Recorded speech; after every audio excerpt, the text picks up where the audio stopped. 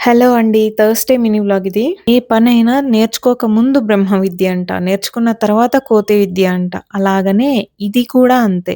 వచ్చిన ఒకటో, రెండో ఎక్సర్‌సైజ్‌లు రోజుకు ఒక్కోటో లేదా రెండో ఇలా చేసుకుంటూ ఉంటే అట్‌లీస్ట్ బ్లడ్ సర్క్యులేషన్ అన్నా అవుతుంది.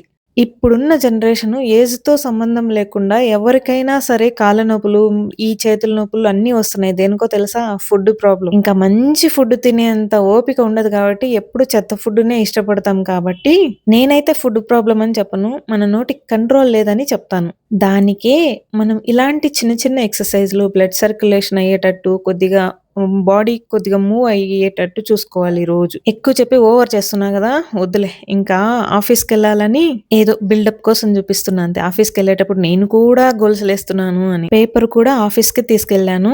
ఇవి గుర్తున్నాయా? మేము స్కూల్ చదివేటప్పుడు ఈ బురకలు ఫేమస్. నేనెక్కువ ఇవే తింటా అంటి. ఆయిలీ ఫుడ్ కాబట్టి బ్లడ్ లేదని చెప్పేవాళ్ళు డాక్టర్స్.